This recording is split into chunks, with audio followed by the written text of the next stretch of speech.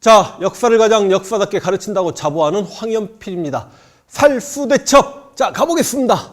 실은 제가 이 살수대첩 영상을 촬영을 했습니다. 하고 싶은 이야기 다 하고 지엽적인 내용까지 우리가 생각해 볼 수 있는 것까지 다 찾아서 하다 보니까 50분이 나옵니다. 그래서 1부, 2부 쪼개도 20분이 넘어가고, 이게 물론 제 강의를 좋아해 주시는 분들이야 길게 촬영해 주는 게 좋겠다라는 말씀들 많이 하십니다만, 아무래도 너무 어려운 내용이 들어가다 보니까 전쟁 이야기인데 좀 지겨워지더라고요. 지루해지고.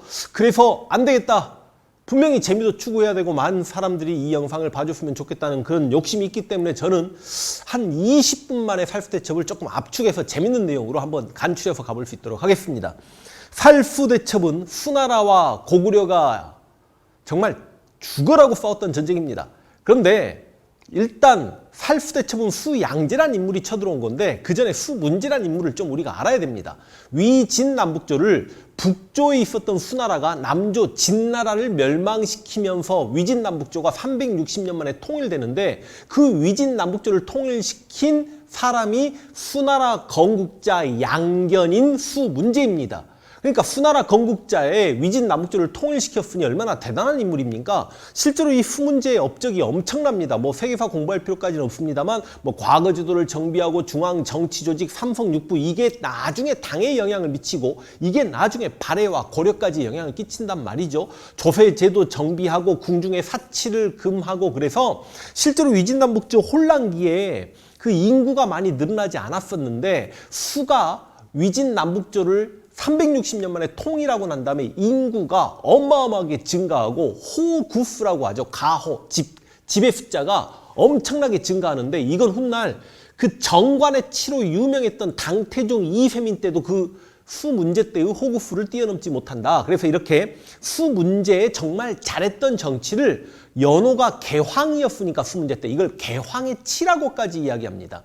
수나라가 위진남북조를 통일하니까 주변의 여러 국가들이 벌벌벌 떨죠. 중국 세력이 400년 만에 통일된 거 아닙니까? 돌골이 정말 강했는데, 중국 북쪽에 동돌골, 서돌골 쪼개져 있는 상태에서 고구려랑 굉장히 친했던 동돌골도 수나라에게 엎드리고요. 그 다음 거란도 수나라에게 엎드리고요. 아예 신라는 7세기에 남북연합 대 동서연합의 대결 내가 한번 말씀드렸잖아. 한반도에서 너무 고착화되고 외로웠던 신라 입장에서는 또 역시 수나라에게 무릎을 꿇어버리고요. 그래서 수나라 문제가 그 다른 나라 왕들의 입조를 명령합니다. 입조라는 게 들어와서 황제인 나를 만나고 가거라. 그런데 다른 뭐 돌골 왕이랑 이런 애들은 와서 입조를 하는데, 고구려 영양왕은 입조를 안 해.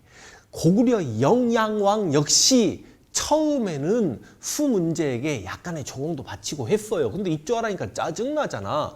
그러니까 수문제가 고구려에게 뭐라고 했냐면, 야, 너희 고구려가 우리 수나라와 요하를 경계로 맞대고 있는데 요하가 장강보다 넓더냐?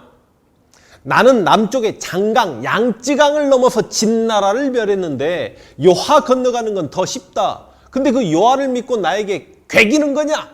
그러니까 영양왕이 그 말을 듣고 전쟁 준비를 하지 않을 수가 없었죠. 실은 이 영양왕이 정말 대단한 왕인데 왜 우리 역사에서 이 영양왕을 이렇게 추앙하지 않는지를 모르겠습니다. 그러니까 영양왕은 평강왕의 아들이에요. 평강왕의 딸이 평강공주잖아. 아마 그 평강공주와 영양왕은 친남매였을 확률이 높아요. 왜냐하면 그 영양왕이 온달에게 칼을 내어주고 중령이북의 땅을 되찾아오거라 그래서 온달이 신라를 공격했다가 온달 산성 아니면 아차산에서 화를 맞고 죽었다. 그런데 온달의 시신이 들어간 관이 움직이지 않다 보니 평양에서 평강공주가 전쟁터까지 내려와서 관 앞에 꿇어 엎드려 울면서 여보 이제 그만하면 됐으니 고향으로 돌아갑시다 라고 했더니, 그때서야 관이 움직였다는 도저히 믿지 못할 이야기를 제가 온달편에서 말씀을 드렸죠. 그 온달이 죽었을 때 영양왕이 굉장히 비통했다는 기록이 나옵니다. 그러니까 그 영양왕이 신라도 공격했던 사람이고, 그런데 이 영양왕은 수문제 침략도 막아내고 수양제 살수대첩까지 이겨낸, 그것도 수나라와 전쟁에서 거의 원사이드 게임으로 이겨낸, 막말로 영계소문이 당태종 이세민을 막아낸 것보다 훨씬 더 완벽하게 잘 막아냈던 왕이 영양왕입니다. 그리고 또 일반인들이 많이 모르고 있는 게, 당연히 수나라가 고구려를 먼저 공격했겠지? 아닙니다. 영양왕이 돌고래 군대, 그리고 돌고래 아닙니다. 말갈의 군대를 상당 부분 이끌고 1만 병력 정도로 요 하를 건너서 요서를 선제 공격해버립니다. 수문제 입장에서는 어처구니가 없었겠죠. 그래서 수문제가 30만 병력을 준비하고 고구려를 1차 침략을 합니다. 30만 병력 적은 병력이 아닙니다. 근데 이 30만 병력이 요하를 넘기 전에 요서를 행군하고 있을 때 비가 많이 오는데, 요서 지역은 비가 많이 오면 땅이 늪지대로 변합니다. 이걸 전문용어로 요택이라고 하는데, 이 요택을 행군하는데 하루의 행군 거리가 10리에 불과했대. 10리면 4km. 젊은 군인들이 하루에 4km 걸어서야 되겠습니까? 군량미 엄청나게 축났을 거 아닙니까? 이때 고구려와 그래도 동맹관계였던 돌골 이런 나라들이 좀 게릴라전 전개에서 수문제가 패했다라고만 기록이 돼 있고요. 이 수문제 1차 고구려 원정에 대한 자세한 기록이 나중에 이제 수가 금방 무너지고 당나라 들어서고 난 다음에 뭐 구당서, 신당서 이런 유명한 역사서들이 있음에도 불구하고 기록이 별로 없어요. 어떤 기록만 나와 있냐? 30만 명 중에 수나라로 돌아간 병력은 열에 한두 명이었다. 다시 이야기해서 요서에서 열에 8, 9명은 죽었다. 그러니까 30만 명 중에 25회에서 27만 명은 어디서 죽었다? 요서에서 죽었다. 이러면 어마어마한 전투가 있었어야 될 텐데, 이 전투에 대한 기록이 그렇게 역사를 방대하고 장황하게 기록을 남겨놓는 중국의 어디 역사서를 찾아봐도 없습니다.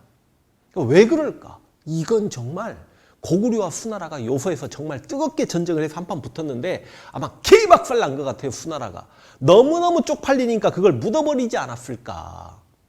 영양왕이 수문제 그러니까 위진 남북조를 통일했던 수문제의 30만 대군의 침략을 멋지게 막아내버립니다. 근데 수문제도 다른 군주들하고 틀리게 전쟁에서, 고구려 원정에서 패배했잖아. 자존심에 상처를 입고 그러면 다시 내가 고구려를 정벌 하려, 그렇지 않아요. 수문제는 고구려를 한번 침략해보고 나서 이거 고구려는 전쟁으로 승리할 수 있는 나라가 아니다.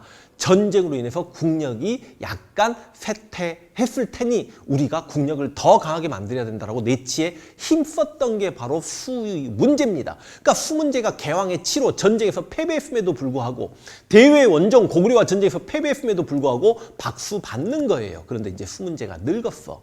수문제 양견의 큰아들이 양용이고 둘째 아들이 양광.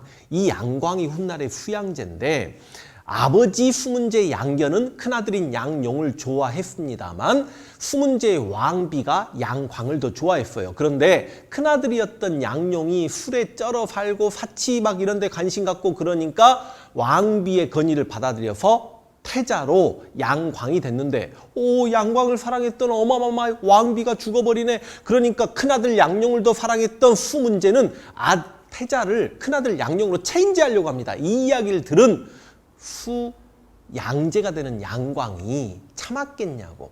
그래서 아버지가 병석에 누워있는데 아버지한테 병문안 가서 베개 들고 아버지 얼른 돌아가세요, 죽으세요 하고 베개로 아버지를 눌러서 죽였다는 설도 하나 있고, 수문제가 그 중국의 남조의 진나라를 멸하고 위진남북조를 통일할 때 진나라 공주가 굉장히 아름다웠는데 그 공주를 후궁으로 삼았는데, 그 공주를 양광이 마음속으로 또 좋아하고 있다가 짝사랑하고 있다가 겁탈을 해버립니다. 어찌됐든 간에 자기 아버지 후궁이면 계모잖아, 어머니잖아. 겁탈을 해버리니까 이 겁탈당한 진나라 공주 출신 수문제의 후궁이 수문제에 찾아가서 당신 아들 둘째 양광이 나를 겁탈했습니다라고 이야기하니까 수문제가 뭐야 이 자식이 하면서 심장마비로 죽었다는 기록도 전해집니다. 그러니까 어찌됐든 간에 수문제는 수양제, 양광이 죽인 거야. 자기가 태자 시절에 어찌됐든지 간에 아빠가 죽으니까 바로 황제가 되는 거 아닙니까? 큰형이었던 양용 죽여버리고 이제 황제가 되죠. 그게 바로 유명한 수양제입니다. 중국인들이 가장 싫어하는 황제 2명에 뽑히죠. 당연히 수양제. 한 명도 누구? 의외의 인물 나올 겁니다. 누구? 중국인들이 가장 싫어하는 황제 중에 한 명, 진시 황제. 수양제와 진시 황제를 중국인들이 가장 싫어하는 이유는 뭘까요? 중국인들은요, 황제가 농민들을 노역에 동원해서 대규모 토목공사를 일삼는 걸 제일 싫어합니다. 진시 황제 뭐 시작했어? 만리장성. 물론 만리장성은 명나라 때 가서 완성이 됩니다. 또 병마용 갱 드러났잖아. 최근에 다 시안 지역에 가면 거기 못 가봤어요. 꼭 가봐야 되는데 아방궁이라는 엄청난 궁궐을 만들었다는 기록도 나와 있잖아. 그게 진시황제였고, 수양제는 수문제조차도 대운하를 건설하다가 야 이거 백성들이 너무 노역이 힘들하니까 중단했거든요. 근데 수양제는 또 수백만 명 동원해가지고 우와 황하와 양쯔강을 사바나 들고 수백만 인민들 동원해서 연결시키죠. 이거 진짜 대단한 겁니다. 21세기 이명박이 아니 남한강하고 낙동강 상류하고는 얼마 되지도 않아. 그거 연결시키는데 이 대운하가 되냐 안 되냐 난리 쳤었는데 1300년, 1400년 전에 중국에서는 짱깨들이 사바나 들고 그거 연결시킨 거 아니야. 그 대운하를 연결시켜 놓고 수백, 수천 척이라고 기록이 나옵니다. 수천 척의 배를 타고 다니면서 대운하를 유람하고 다녔던 게 수양제죠. 과시욕이 엄청났던 새끼입니다. 그런데 이제 수양제가 아버지 수문제를 뛰어넘고 싶을 거 아니야. 아버지 수문제가 30만 명 대군 몰고 가서 요소에서 개죽음 당했잖아. 수나라 병력이. 그러니까 다시 한번 고구려 원정을 준비하고 있을 때 이때 신라에서 글이 하나 날라와. 고구려가 계속해서 신라를 압박하니 그때 신라 왕이 진평왕이었고 진평왕이 원광법사를 불러서 야 고구려가 우리를 이렇게 힘들게 하는데 지금 수나라 황제 양제가 야심이 가득 차니 그놈한테 좀 꼬드겨가지고 고구려를 공격하게 하자. 원광법사야 군대를 구걸하는 표를 쓰거라. 걸, 사표, 군사사자, 구걸할 걸자. 그러니까 원광법사가 아니 전하 내가 그래도 일국의 승려인데 다른 나라 군대를 빌려다가 또 고구려를 쳐들어가게 하면 나에게 전쟁을 일삼게 하는 글을 쓰란 말이냐. 내가 살생을 금해야 되는 승려인데. 그래서 이런 명령을 하는 왕이 너무 하십니다만 내가 대왕의 녹을 먹고 사는 신라의 백성이니 대왕의 명령을 받들겠습니다. 그래서 신라에서 611년에 수나라로 걸사표가 건너갑니다. 이건 쉽게 이야기하면 신라가 수나라가 고구려를 정벌해주면 후방을 교란하겠습니다라는 거잖아요. 그러니까 수양제 입장에서는 와 됐다 이제 쳐들어가자. 그래서 이제 병력을 준비하는데 이게 1차 세계대전 이전에 인류 역사상 세계 신기록입니다. 113만 병력이 실제로 고구려를 향해 출병합니다. 우리가 뭐 삼국지에서 조조가 적벽대전 때 80만 대군, 이 80만이 이제 송건과 유비의 연합군에게 패배하는데 실제로 그 기록들 보면 80만이 아니다는 설이 많죠. 그런데 이때 수나라의 113만 병력은 기록이 너무너무 완벽하게 드러납니다. 물론 원래 이제 진짜 정규군 한 30만 정도였는데 보급병까지 해서 113만이었다는 기록도 있고 그 다음 113만이 전투병이고 보급병까지 하면 200만이 넘었다는 기록이 있는데 제 생각에는 조금 전자 쪽에 가까운 것 같아요. 근데 이 전자 쪽이라고 하더라도 113만은 1차 세계대전 이전에는 세계 신기록입니다.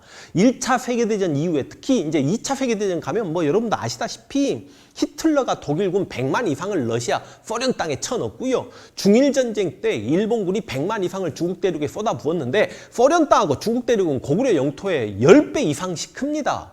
러시아, 소련 땅은 수십 배 크고 그러니까 이거는 진짜 고구려는 중국이나 소련에 비하면 작은 나라예요. 그 작은 나라에 113만 병력이 출발하는데 선발대가 출발하고 후발대가 출발할 때까지 40일 걸렸어. 40일. 아니 그럴 거 아니야. 113만 명이 동시에 걸어갈 수 있는 도로가 어디 있습니까? 그리고 선발대와 후발대의 거리가 960리라는 기록이 나옵니다. 10리 4km, 100리 40km, 4구 36 거의 400km. 실제 우리나라 서울과 부산의 거리가 거의 400km죠. 그러니까 선발대가 서울을 행군하고 있으면 후발대는 부산을 행군했다는 거 아닙니까? 우와, 그래 113만 병력이 요서를 건너서 요하를 건너갑니다. 자, 요하를 건너가면 고구려가 자랑하는 요동 방어선이 뭐 백암성, 비사성, 뭐 신성, 안시성, 요동성 이런 엄청난 성들이 있습니다.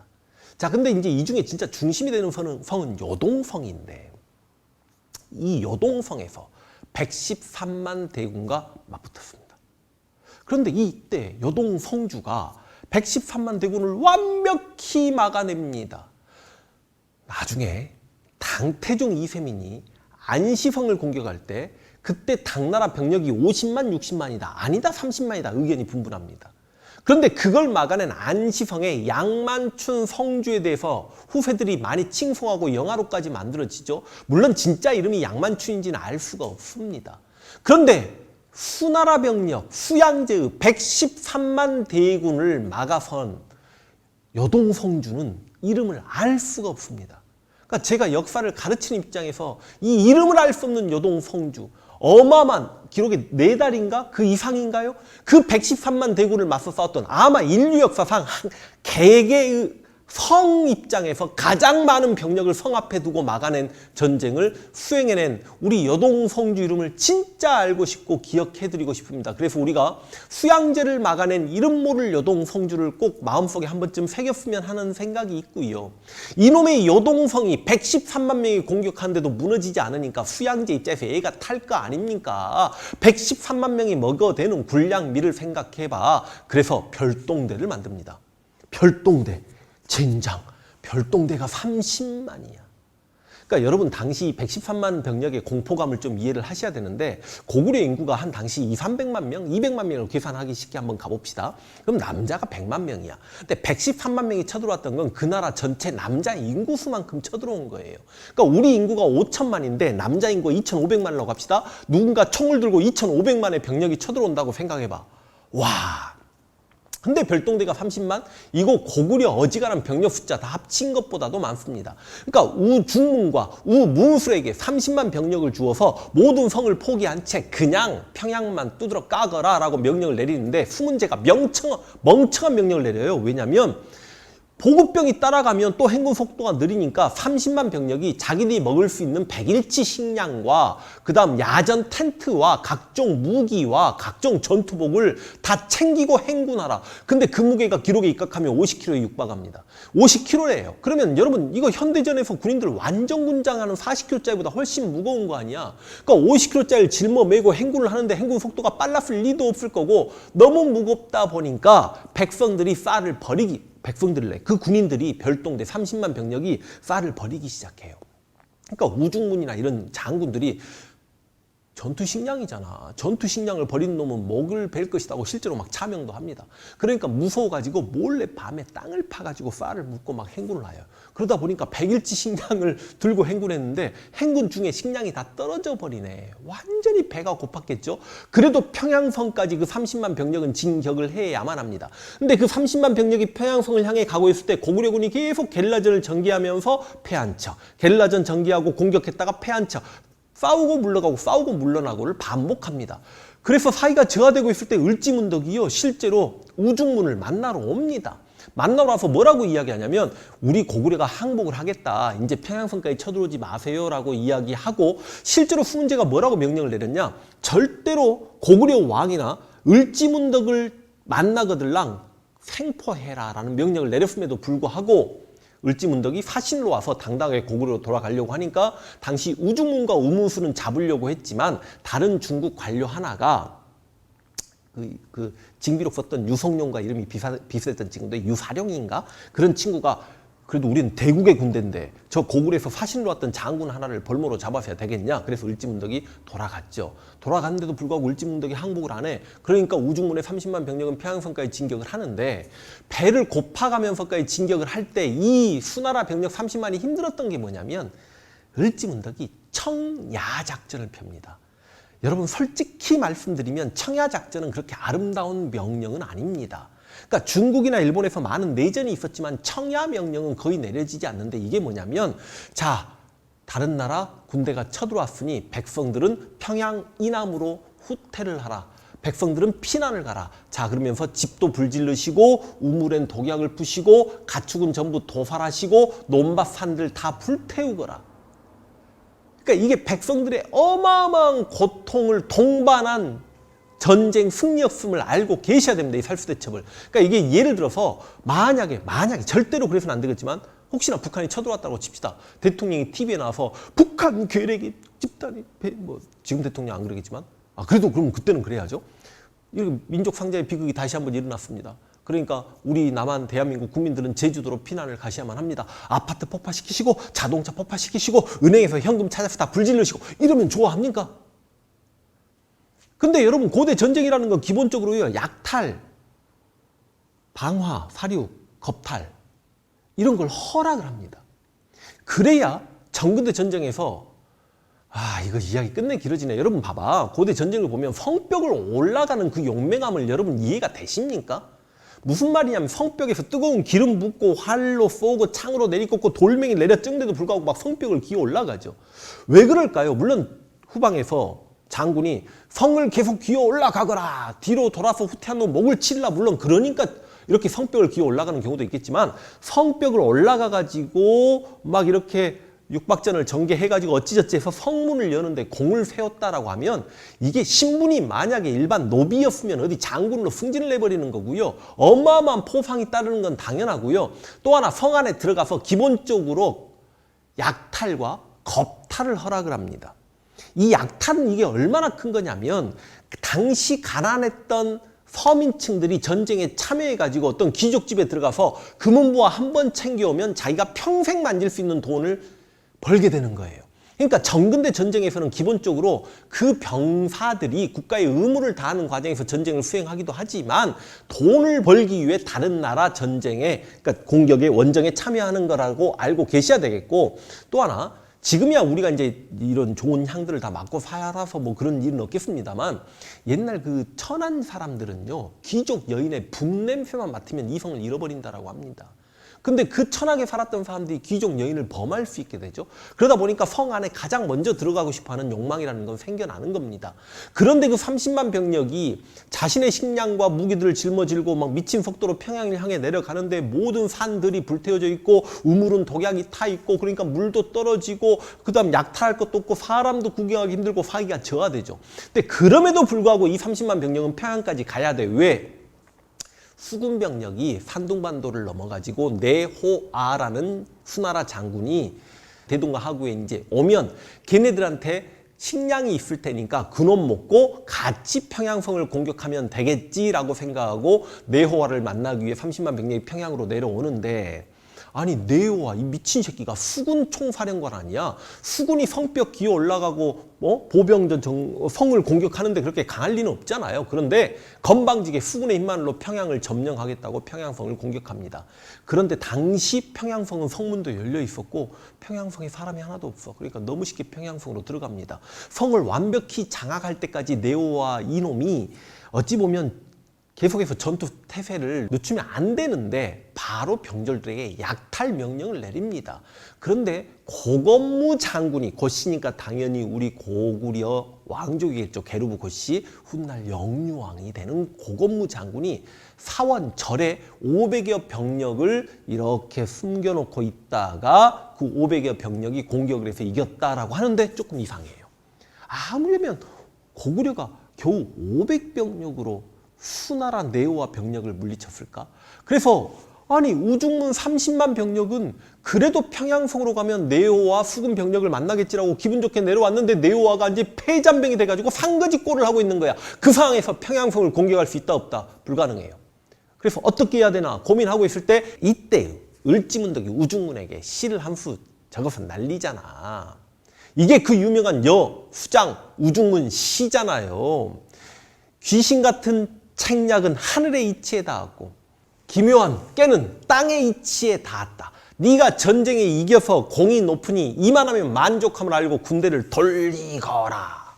이게 그 유명한 여수장 우중문시인데 이 시를 받아든 순간 우중문이 내가 을지문덕에게 속았구나. 제가 항복하겠다는 건 거짓말이겠구나 하고 이제 배고픈 상태에서 거짓골을 하고 군대를 뒤로 돌리죠. 근데 일설에 의하면 을지문덕 장군이 얘네들이 청천강을 건너갈 때쯤 청천강 상류를 뚝으로 막아서 물이 깊지 않게 만들어서 걸어갈 수 있게 만들었다가 수군이 수나라 병력이 절반 정도 지났을 때 뚝을 터가지고 군대를 둘러 쪼개놓은 상태에서 고구려군이 공격해가지고 이때 정확하게 30만 5천 병력이었거든요. 30만 5천 병력 중에 요동성까지 살아 돌아간 자가 2,700명이었다. 이게 우리 역사상 3대 대첩 중에 하나인 을지문덕의 살수대첩입니다. 612년에 있었던 어마어마한 전쟁이고 진짜로 대단한 겁니다. 고구려는 이때 수나라를 막아내면서 민족의 방파제적 역할을 한 거죠. 수나라가 중국 전체를 통일하고 수문제의 30만과 수양제의 113만 명을 이겨냈던 이때 고구려의 왕은 역시 영양왕이고요. 우리가 을지문덕만 기억해서는 또 아니 된다라는 말씀을 드리겠습니다.